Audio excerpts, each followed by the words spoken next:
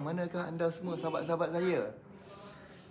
Okey, baik. Assalamualaikum warahmatullahi wabarakatuh. Selamat pagi semua. Salam sejahtera, salam Jumaat insya-Allah. So, pagi ni saya nak share sikit sebenarnya. Hari ni nak bagi story je santai.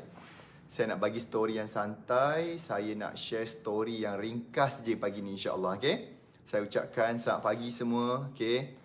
Hari ni kita pakai baju ni lah. Macam apa? Kurta. Hasnuri. Terima kasih Tuan Hasbullah selalu hantar kat saya ni baju-baju Hasnuri ni Okay, baik. So, bismillahirrahmanirrahim. Sekali lagi Assalamualaikum. Selamat pagi semua.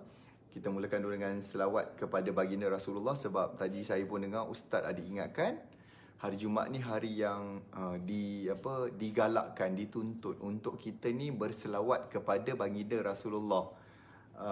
Semudah seringkas sallallahu alaihi Muhammad, sallallahu alaihi Muhammad, sallallahu alaihi Muhammad. Buat banyak kali 100, 200, 300 terpulang pada anda. Okey, nak buat lagi banyak, alhamdulillah, lagilah terbaik sallallahu alaihi Muhammad, sallallahu alaihi. Okey, so pagi ni sebelum saya nak live ni sebenarnya saya ada story cerita sebenarnya. Yang semalam saya ada tercerita kepada tim kebetulan dah 2 minggu berturut-turut saya turun ke office. Lepas tu kita ada retreat lagi. Dan saya sendiri turun untuk buat training, naikkan sebalik semangat tim, bagi knowledge, bagi skill, okay? So sebelum kita bercerita, saya nak sediakan sarapan dululah dan saya nak minta korang temankanlah temankan kejap saya punya sarapan. Siapa nak tengok saya buat sarapan apa pagi-pagi ni? Kejap saya letak phone kat sini, boleh nampak tak saya punya benda Allah ni? Kejap kalau boleh nampak, jap. Saya letak kamera kat tripod ni, senang sikit. Okay, temankan saya kejap. Kita nak buat sarapan. Bukan sarapan, selain daripada sarapan minda momentum, kita kena juga buat sarapan hari ni. Selain daripada sarapan minda momentum, saya kena bersarapan juga. Sebenarnya dulu saya ingatkan, bila kita pagi-pagi tak sarapan, kita boleh turunkan berat badan. Tapi sebenarnya tak. Okay, saya punya kajian, saya punya dapatan, saya punya finding, tak turun masalahnya dia tak turun. Makin naik pula. Sebab apa tak? Bila kita lapar, kita tak makan pagi. So bila kita lapar, kita berdendam lah, babe. Alamak, tertunduk sangat pula. Okey, kejap. Sana, kita turunkan sikit tripod ni, bagi rendah sikit. Okey, tapi jadi saya so saya nak buat dulu saya punya sarapan pagi. Ringkas je. Siapa nak tengok? Lepas tu saya nak share apa story sebenarnya, kisah budak corot ni. Saya nak cerita sikit. Saya rasa benda tu boleh macam bagi you all semua manfaat, semangat, comeback. Sebab kita dalam proses kita faham kita sekarang berada pada fasa pemulihan Kita baru lepas daripada pandemik, bencana banjir lagi, hujan sebagainya. Okay? So saya nak buat sarapan kejap. So apakah sarapan saya? Kita hanya perlukan 2 barang. Sudu entah mana, kita pakai je lah apa sudu yang ada kat sini. Okay, saya ni mungkin tak sangat. Okay, saya punya barang ni adalah kita ada soy protein. Okay, ni soy protein. Lepas tu ada blended soy, which protein powder. Kemudian mana saya punya kurma, yes. Mana lagi kurma lain ni? Selalu saya ada kurma ajwa tiap hari So ni adalah kurma. Jadi saya akan blendkan 3 benda ni lah.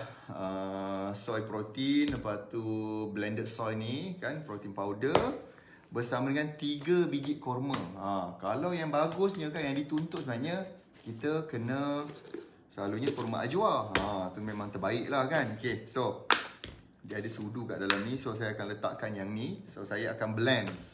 Saya akan blender kurma ni. Alamak, macam mana betul saya ingat ni kejap. Bahaya juga kalau terjatuh tergelungkup, payah juga ni. Okay, so kita blender. Kat office pun ada juga. Kalau saya tak sempat kat rumah, PA saya kat office akan membantu. Okay, untuk siapkan. Atau kadang Puan Izzah ataupun Baby lah kat rumah ni tolong siapkan untuk saya. So yang soy protein ni 2 scoop ni. Memang sedap. Okay, dulu mula-mula tak biasa jugalah. Biasanya sarapan bagi saya nasi lemak. Tak nasi lemak lontong. Tak lontong darat, lontong kering. Macam-macam. Okay, so lepas tu kita letakkan kurma. Tapi kita buang biji dia. Jangan kau blender pula sekali dengan biji. Okay, So sekarang ni kurma ajwa dah habis. Ada kat bawah ni. Tak, dah habis dah. So saya ada kurma McJoul Palestine je. Tapi tak apalah, boleh juga.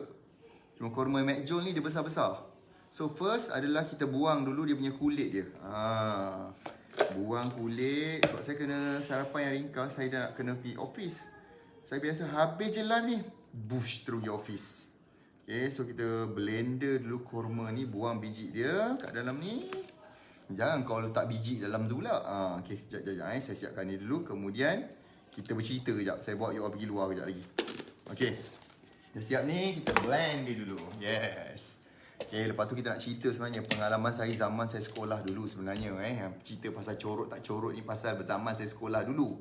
Kenapa benda tu penting? Sebab saya tengok balik, saya reflect balik, itulah punca kekuatan yang saya dapat lebih awal masa tu. Okay, so kita blend dia dulu.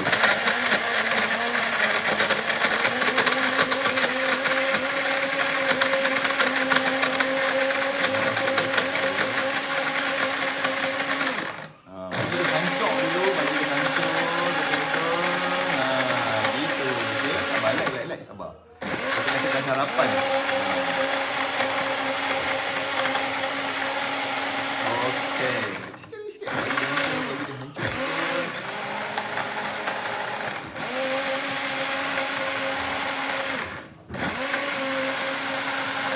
Dia sebenarnya satu cara lagi. Kalau nak sedap letak air batu. Tapi saya tak suka sejuk-sejuk sangat. Sebab hari tu pun tukang urut kata kalau minum sejuk-sejuk sangat ni, kita kena maintain the energy. Okey, bila dah siap kita ambil cawan. Manakah cawannya? Sekejap ya, saya cari. Ada cawan tu. Tak ada cawan tak apa. Pakai je lah cawan kaca. Pun okey juga. Okey, dah siap. Saya pun tuangkan ke sini. Tutup elektrik, bahaya kan budak-budak buka. Okey. So, sekejap lagi saya nak cerita pengalaman saya sebenarnya waktu zaman-zaman sekolah dulu sebenarnya. Yang saya rasa itulah punca kan, kebangkitan sebenarnya. Okey. Comeback, okay. Jemput minum sarapan. Dah siap dah. Dia jadi rupa dia macam ni lah. Nampak? Macam tu. Kalau nak sedap lagi, kadang-kadang setengah orang dia letak air batu lah. 2-3 biji dia hancur. That's why blender yang saya beli ni kat Shopee je. Blender yang boleh blend sekali dengan air batu. Ice. Dia memang untuk ice blended. Bismillahirrahmanirrahim. Sebab nak minum ni kena duduk lah. Tak elok pula korang ni kan kata saya tak duduk. Okey, sebentar. Jom kita duduk sambil sarapan, sambil kita bercerita. Ui, penuh sangat pula. Sayang okey? Okey sayang. Kejap tumpang rumah sayang ya buat live. Memang boleh sayang. Dia takut terlalu depan je. Tumpah ya. Jangan lalu depan ya. Kena duduk kan. Dia kata kan kita tak duduk belakang. Viral sekejap lagi kan. Sekejap. Bismillahirrahmanirrahim. Jemput minum semua. Jemput sarapan pagi. Sambil bersarapan minda. Bismillahirrahmanirrahim.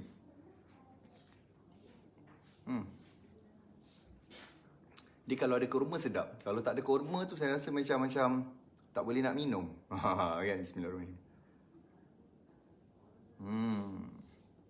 Memang sedap kurma.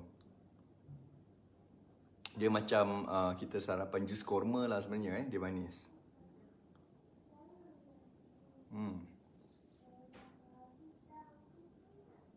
Okay, tak apa. Sambil-sambil nanti kejap lagi saya sambung. Okay, saya nak bercerita dulu pada you all macam ni. Story dia berlaku pada beberapa tahun yang lepas. Once upon a time. Okay. Pada satu masa dulu. Okay. So, saya ingat macam ni tau. Saya ni orang yang lain kali saya tunjuk. Saya simpan lagi tau. Saya punya buku penyata report sekolah sampai sekarang. Untuk sekolah rendah, daripada darjah 1 sampai darjah 6. Dan saya juga ada penyata report buku saya daripada Form 1 sampai Form 3. Form 4, Form 5 tak ada sebab masa tu kita dah masuk MRSM. Dia pakai printed punya. Dia ada statement. Okay, so waktu saya sekolah dulu, kalau ikutkan darjah 1, 2, 3, 4, 5, saya bukannya orang yang pandai. Bukan scorer. Even saya rasa saya adalah pelajar, murid yang malas. Okay, CV tak hafal. Matematik saya tak faham. Bahasa Inggeris saya nak cakap Puan Izzah dia tak ada. Puan Izzah dia tengah kemas-kemas rumah hari ni insyaAllah. Okay. Puan Izzah dia orang kirim salam. Waalaikumsalam. Assalamualaikum. Waalaikumsalam. Puan Izzah dah bagi jawab salam tu Okay. Jadinya saya ni bukan yang pandai. Saya Banyak benda yang saya tak tahu. Even tahu tak, bahasa Inggeris saya langsung tak faham. Bila cikgu ajar kan pasal grammar, present, past tense, present tense. Ya Allah, semua saya tak faham. Menyebabkan UPSR saya fail. Bila masuk UPSR, saya fail subjek English. Tapi masa tu kita UPSR kan, kalau siapa yang batch, saya ambil UPSR tahun 95. Okay, tapi Alhamdulillah saya ada improvement tau. Sebab waktu saya darjah 5 tu, ayah saya meninggal, dia memberikan saya sedikit kesedaran untuk saya mula rasa sedar diri yang saya tidak ada tempat nak bergantung. Terima kasih pada yang dah share. Thank you siapa yang belanja love. Thank you very much. Please share pada orang lain supaya saya akan sharekan nanti apa point yang patut kita ambil dan boleh gunakan dalam bisnes kita. Gitu. Okay? Jom pergi mandi lah nak. Tak mandi lagi ni budak ni. Tak mandi kenapa? Nak apa? Tu jangan sampai tumpah. Nak apa? Malu tak mandi lagi. Nantilah nanti kalau habis masa-masa boleh. Okay, so jadinya saya nak cakap macam ni. Wah, Mukhlis dah mandi Okay, so saya Alhamdulillah peningkatan subjek lain tu masa UPSR tu saya dapatlah A, 3A. Tapi bahasa Inggeris saya dapat D. Dan pada zaman tu, D tu tak lulus. Kalau sekolah menengah, D tu lulus. E yang fail. Tapi masa sekolah rendah, zaman saya tu, dapat D tu tak lulus. So saya fail. Jadi bila saya fail, saya hanya dapat meneruskan belajar di sekolah menengah yang biasa. Bukan sekolah yang berasrama. Dan ketika tu waktu yang ayah saya meninggal, mak saya hanya kerja kilang. Saya fikir macam, lepas tu adik-beradik ramai kat rumah. Kita adik-beradik semua 6 orang. Rumah dah lama, dah buruk. Tak ada ruang pun sebenarnya nak belajar yang selesa. Tak ada. So, saya fikir macam, bagusnya kalau aku boleh macam teruskan pelajaran ni pergi ke asrama. Sebab aku rasa aku boleh sedikit fokus lah compare kat rumah. Ada tak kat sini yang macam tu? Ada tak macam kat sini yang ada macam saya adalah you all masuk asrama pada form 1. So saya gagal diterima, kawan-kawan saya yang lain semua dapat, adalah beberapa orang yang dapat teruskan ke asrama. Ada yang masuk kat sekolah yang nombor 1 kat daerah Pontian masa tu. Sebab saya duduk Pontian, kalau siapa yang tahu kat Pontian, sekolah yang nombor 1 adalah sekolah menengah Datuk Penggawa Barat. Itu memang untuk budak-budak pandai lah. Siapa yang skor dalam UPSR, selalunya diorang akan duduk kat asrama, ke sekolah tu. Even saya pernah pergi sekolah tu masa tu. Memang lain macam dia punya culture, budaya dia. Nampak dia punya champion dia. Sedangkan saya hanyalah sekolah biasa. Tapi, to cut the story short, kawan saya masa tu adalah seorang kawan baik saya. Kawan baik saya masa tu, yang dia dah masuk asrama. Tapi asrama harian, bukan sekolah yang nombor 1 tadi. Dia masuk asrama harian. Di satu sekolah, dia dulu kata sekolah ni nama dia Rancangan Khas Agama. Namanya RKA. So tu waktu tu. Terima kasih kepada anda share. Thank you kepada yang love. Thank you very much. So boleh ke saya teruskan cerita? Sebab saya rasa cerita ni penting supaya you all dapatlah sesuatu daripada story saya ni. Pengalaman saya ni. So kawan saya balik kata, Jip, ni aku kan kat sekolah cikgu tanya, ada tak kawan-kawan yang nak masuk asrama ni Adalah beberapa tempat kosong ni. Ada yang mungkin masa tu dia dah masuk tapi keluar balik. So kota tu tak cukup. Jadi saya kata boleh ke? Aku masalahnya aku fail weh. Aku punya English fail. Boleh ke? Tak apa je. Aku try. Aku cuba. Okay. Kalau macam tu kau balik nanti kau try lah tanya. Boleh tak? Untuk aku nak masuk. So dia tolonglah recommendkan saya bagi tahu cikgu. Saya punya result masa tu okay 3A. Subjek masa tu kan UPSR ada 4 subjek. Tapi saya fail English je. Yang lain saya lulus. Okay. So kawan saya lepas tu dia pun balik. Dan tak silap saya minggu depannya dia balik semua. Dia datang jumpa saya. Jip, cikgu kata boleh. Kau boleh masuk. Oh yes. Saya macam seronok. Saya kata ini kot peluang aku nak belajar. Okay. So saya pun dapat peluang tu. Saya pun tak apa lagi. Saya bagi tahu mak saya. Saya sendiri minta kat mak nak masuk asrama. Saya tak tahulah. Mungkin kita hari ni ke masa tu pun susah juga nak jumpa orang yang volunteer, sukarela nak masuk. Tapi saya fikir saya yang dah tak ada ayah, dah meninggal, mak pun kerja kilang. Saya kata kalau aku duduk rumah, aku tak belajar, babe. Mungkin aku akan tengok TV, main, kan? Tak berhenti, salah mungkin pergaulan. Itu kerisauan saya lah sebenarnya. Dan kita ni adalah anak sulung. Okay, so saya pun macam masa tu terus buat keputusan pergi masuk asrama. Tapi hari pertama saya sampai, dan hari pertama saya masuk tu, saya adalah macam kira lambat lah. Orang lain semua dah mula belajar apa semua. Saya belajar kat sekolah yang kat kampung masa tu. So bila masuk asrama tu, saya dah banyak ketinggalan subjek. So bila saya masuk pula, masuk tu adalah pada hari bulan puasa. Masuk tu bulan puasa. Lepas tu bila mak saya balik tu, tinggalkan saya dengan, saya tak ada siapa nak hantar. Yang ada masa tu tak silap, kakak sepupu saya yang hantar. Kakak sepupu saya pinjam, minta tolong dia. Mak saya minta tolong dia sebab mak saya mana ada kenderaan. Minta tolong dia, hantar saya masuk asrama. Tapi the moment bila dia keluar je daripada situ, dia balik je, saya rasa tu rasa sedih, Bib. Yelah, sebab mana pernah kita kena tinggal macam tu. Dan kita masa tu ingat, akan ingat saya baru 13 tahun. Kan, saya baru je 13 tahun masa tu. Dan saya macam, Allah, bulan puasa kan. Lepas tu sampai masa tu buka puasa. Korang tahu tak, kita buka kat dalam tray. Kalau kat rumah kan makan tu bulan puasa boleh lah kata sedap lah sikit. Bukanlah mewah. Saya daripada kecil memang kita tak biasa dengan benda-benda yang mewah. Kita memang cara orang kampung dia. So lepas tu buka tu kan, dapat tray, kena isi nasi, sayur. Kadang-kadang sampai kat sayur tu ada ulat-ulat kecil sikit. Kita macam sedih, kat rumah tak ada macam ni. Allah, sedih. Lepas tu dapat ikan jacket. Yang masa tu saya letak kat atas meja, duduk makan mamai. Tak ada keluarga, tak ada adik-beradik. Dia dah mula datang sindrom homesick. Saya rasa macam menyesal. Kenapakah aku buat keputusan ni? Ya Allah. Siapa kat sini ada pengalaman masuk asrama? Siapa ada pengalaman masuk kat hostel dan mula menyesal hari pertama? Saya rasa menyesal, Bib. Kan, kena bangun awal pagi, kena pergi surau sendiri, kena basuh baju, cuci sendiri baju, semua sedih.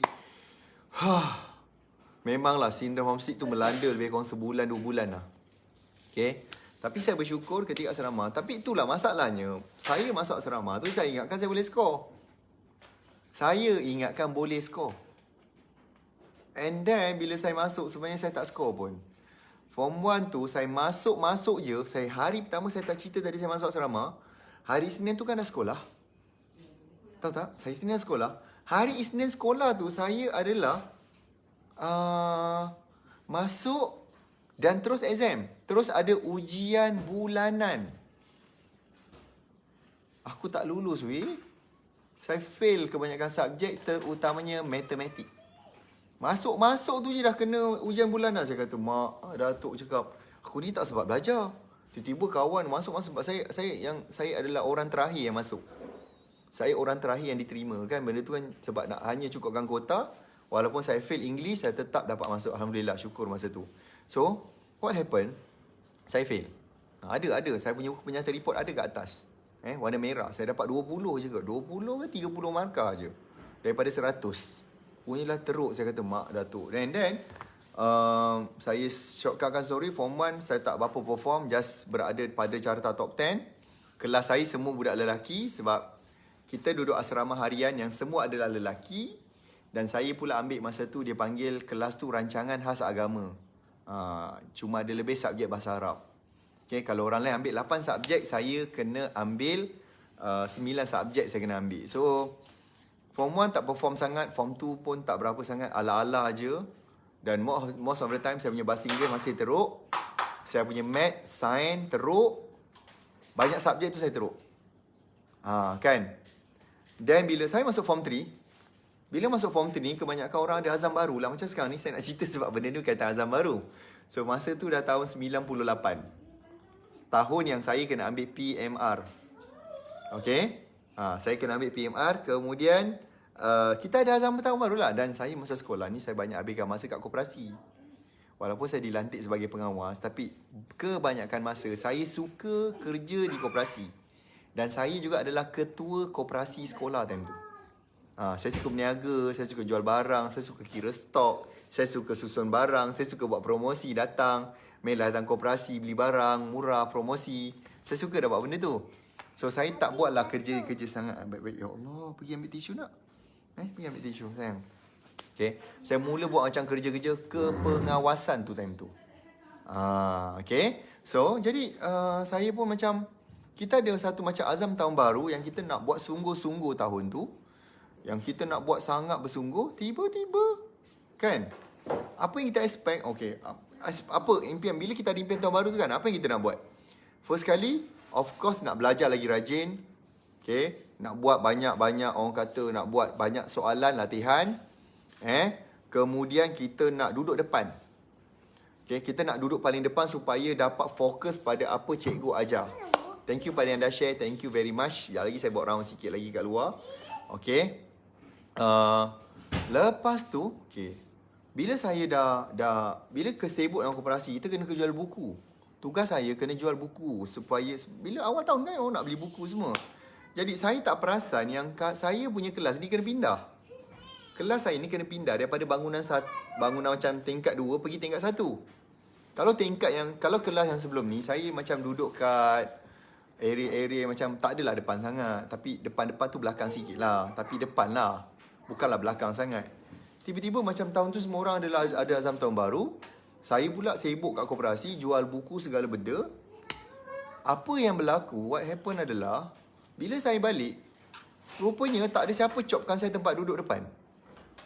Semua macam berebut, macam semua adalah selfie, semua macam tak kira aku nak duduk depan. Tahun ni exam besar, aku kena duduk depan, aku kena score. Ramai kan suka buat kerja kan last minute. Bila form 3 baru kita nak bersungguh. Sama lah, saya pun sama. So lepas tu dia bagi saya tak ada tempat duduk. Saya terpaksa duduk. Yang ada hanyalah tempat duduk paling belakang. Duduk paling belakang ujung. Kelas saya 40 orang ni nak beritahu. Kelas saya ni dah ada 40 orang. Okay, kita sambil jalan-jalan. Yang ni abang tak, ni belum ambil minum letak sini dulu Tu ada sikit. Kerusi comel, babe. Tak, abang tak tumpah sayang. Okay. Tak ada tempat. Nanti saya tolong tuangkan. Ada sikit je lagi kat sini. Nanti abang minum sebelum pergi office. Abang, pening tak? Tak, abang pusing ni. Okay, sekejap saya nak bawa you all keluar kejap. Okay, sambil-sambil kita bercerita, nak habiskan cerita tu, kita keluar kejap. So, jadi, bila saya balik je kelas masa tu, ya Allah. Korang tahu tak apa yang berlaku? Saya tak ada tempat duduk. Yang ada hanyalah tempat duduk saya paling... Sekejap. Kena pula tripod ni kan. Yang ada hanyalah tempat duduk paling ujung, babe. Okay, ada satu lagi. Aku nak cerita, tak habis lagi ni. Ada lagi cerita. Tak habis cerita. Sabar.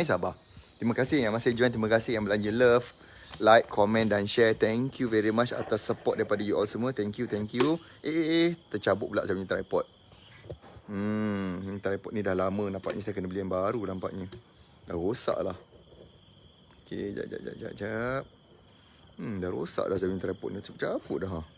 Dah lama sangat bekerja untuk kita ni. Okay. So, bila saya balik je kelas, saya duduk tempat yang paling belakang.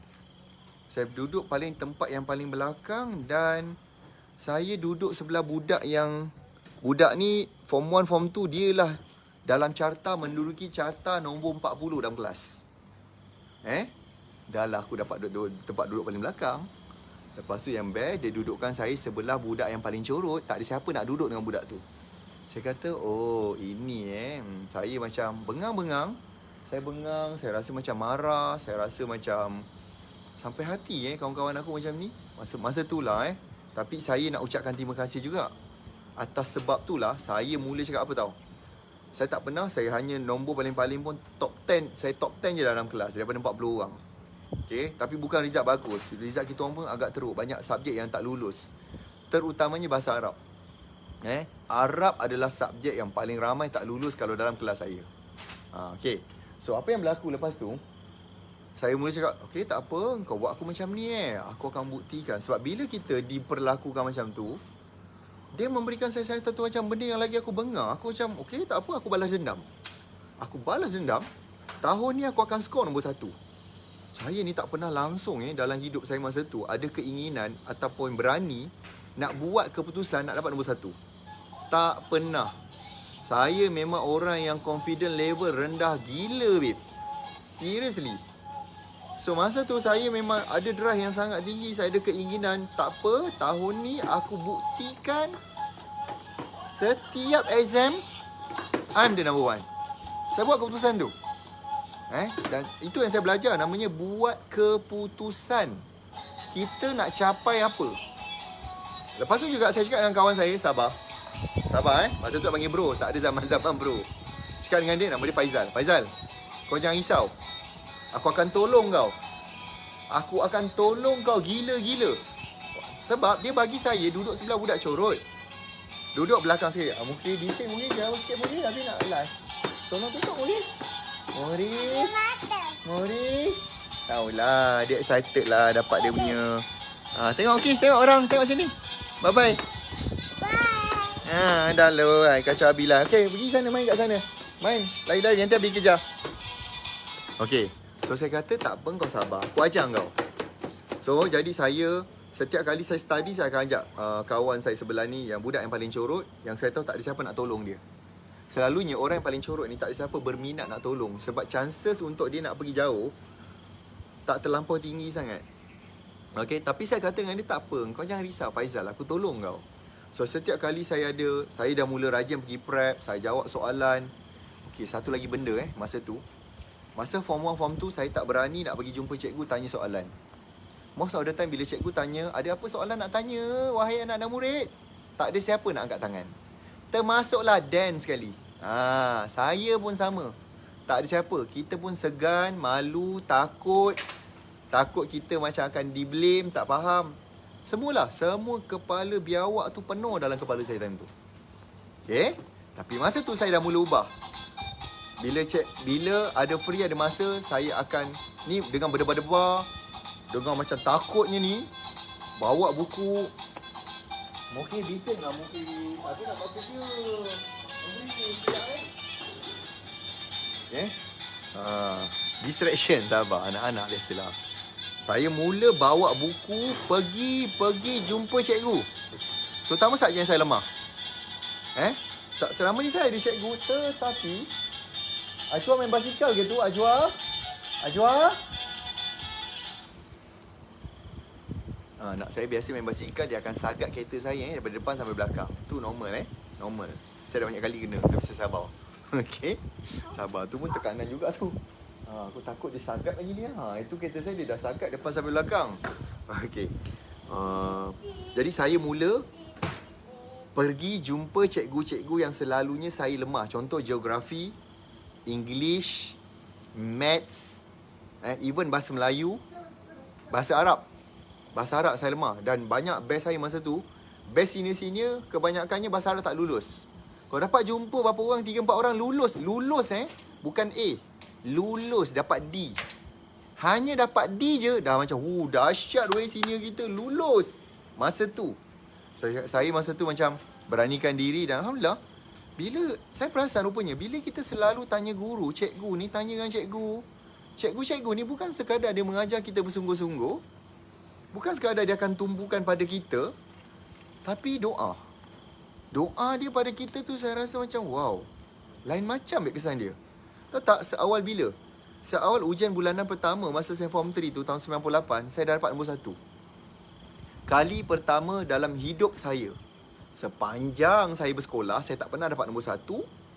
Tapi pada ujian bulanan semester 1, saya terus dapat nombor 1. Itu the best thing yang berlaku. Okay, saya dapat nombor 1. Okay. Alhamdulillah, ujian pertengahan tahun, ujian bulanan, sampai ujian akhir tahun, sampai PMR lepas tu, saya dapat nombor 1. Okay. Sebab Alhamdulillah saya berlatih, saya banyak buatkan latihan, saya ulang buat soalan, saya buat ulang soalan. Dan masa tu, perkara yang saya fikir, saya bukan sekadar nak dapat bahasa Arab lulus. Sebab biasa batch-batch senior kita hanya cukup lulus. Tapi masa tu ada macam, kita dapat cikgu yang baru. Saya ingat lagi nama Ustazah dia, Ustazah Razia di Pontian. So kita dapat satu cikgu yang baru. Lepas tu saya nampak cara mengajar pun berbeza. Saya kata, aku rasa dengan teknik yang dan skill cikgu ni ajar, dengan proven success dia, aku rasa aku boleh dapat A. Saya bukan sekadar nak capai lulus bahasa Arab, tapi saya target untuk dapatkan A. Alhamdulillah, saya jadi antara murid pertama masa tu RKA yang dapat A subjek bahasa Arab. Dan saya first batch yang dalam asrama saya dapat 8A. Okay, saya dapat 8A. Siapa nak tahu apa berlaku pada budak Faizal sebelah saya tadi? Siapa nak tahu apa yang berlaku? Saya first Sekolah saya masa tu tuan-tuan dan puan-puan, nak bagi tahunya sekolah saya ni dalam daerah Pontian adalah sekolah yang PMR corot tiap-tiap tahun. Saya ingat masa tu dah 8 tahun ke 10 tahun. Dah 8 ke 10 tahun sekolah saya corot. So kita memang dah dicanangkan, kau sekolah corot, kau memang tak bagus, kau siapa, kau mana boleh sekolah kau corot. Ramai yang fail, ramai tak lepas. Saya fikir macam mencabar duduk dalam circle yang memang cerita corot. Tak cukup tu lagi, saya juga masuk rumah sukan, nama dia Rumah Biru, yang dah 7 tahun berturut-turut corot. Dah 7 tahun berturut-turut corot. Saya macam, apalah nasib aku ni? What happened? Apa nasib aku buatkan aku dicorot? Aku duduk pun kat semua tempat yang corot. Aku cakap, ya Allah, this is the worst thing yang berlaku. Okay, Alhamdulillah PMR saya dapat 8A. Trial saya dapat 8A 1C. C tu English. Okay, tapi saya dapat A bahasa Arab. Dan dalam daerah Pontian masa tu tak ramai budak yang dapat 8A. Hanya 3 orang. 2 orang daripada sekolah nombor 1 tadi yang saya kata tadi, Datuk Penggawa Barat. Okay, dia ada 2 orang. Tiba-tiba terselit ada seorang lagi dalam daerah Pontian masa tu, ada budak ni dapat 8A dan dia datang daripada sekolah nombor corot. Okay, dan budak tu nama dia Najib. Okay, saya rasa macam tu. Usaha saya setahun tu berbaloi, saya dapat strike A masa tu, saya dapat strike, dapat nombor 1. Dan what happen? Orang yang didudukkan sebelah saya tadi yang corot. Yang corot. Tak silap saya, dia dapat 6A masa PMR. Daripada dia budak corot, dia dapat 6A tak silap saya. Dan dia terus saya pergi ke MRSM. Terima kasih sahabat saya Zaki Abdullah. Dia adalah junior saya, dia tahu perjalanan saya. Terima kasih Zaki. Cikgu Zaki, cikgu ustaz nak panggil ni. Okay. Dia adalah junior saya yang selalu kalau dia balik daripada kampung pergi kat asrama hostel, dia bawa makanan, dia akan panggil saya. Itu saya ingat Zaki sampai sekarang. Zaki saya ingat sampai sekarang. Dulu kita panggil Zaki ni Jack. Lain macam Jack. So, orang Jawa bila panggil Z ni J. Jadi Jaki, saya panggil dia Jack. Jack ni memang junior saya dan memang kalau setiap kali dia bawa makanan, saya dia panggil. Kita macam senior kesayangan lah. Dia pun macam junior kesayangan jugalah. Favorite. So, Faizal ni tadi dapat 6A. Saya dapat ke MRSM, dia terus ke sekolah teknik. Yang saya dengar kabar beritanya dia dah jadi engineer. Yang saya dengar kabar terakhir, saya dah lama dah tak jumpa, saya tak tahu kat mana. Tapi dia lah yang saya tengok Facebook dia, tak silap dia engineer or assistant engineer. But dia dah jadi engineer. Masa tu saya kata, oh tak apa, it's okay, kau letak aku sebelah nombor corot Saya ni tak boleh tuan-tuan. Sesiapa dia letakkan dekat dengan saya dan orang tu adalah surrender duduk dekat saya, I will train. Saya akan tunjuk, ajar dia. Saya akan tunjukkan success is the best revenge. Kau nak balas dendam adalah dengan sukses, tak ada cara lain. Nak balas dendam memang dengan kejayaan. And daripada budak ni tadi corot, Alhamdulillah dia dapat sekolah teknik. Even adalah beberapa yang dekat dengan tempat saya pun dia kata, Jib, aku nak cakap just say thank you lah. Masa kita dapat slip periksa PMR tu, aku just nak ucap terima kasih sebab duduk dengan kau, aku dapat improve banyak. So saya belajar kat situ. Oh sebenarnya bila kita berjaya ni, benda yang seronoknya bukan pasal berjaya seorang. Benda yang lebih seronok adalah bila boleh berjaya ramai-ramai. Jadi awak perasan tak, saya macam sampai sekarang value tu saya pegang. Saya tak boleh tengok orang yang business dia slow. Saya tak boleh tengok orang yang business dia tak jelas. Saya tak boleh tengok orang yang buat business dalam keadaan yang tak buat duit. Saya tak boleh tengok, minta maaf. Saya tak boleh tengok orang yang buat business bertahun-tahun tak ada saving. Dan saya tak boleh tengok lagi kalau dah lah dia macam tu, dia committed nak belajar.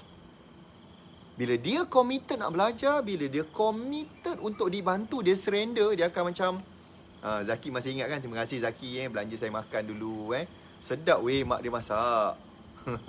Saya ingat lagi Zaki ni kalau balik dia akan bungkus dalam macam kertas ke dalam plastik. Lepas tu balik dia buka, dia tunggu saya dulu.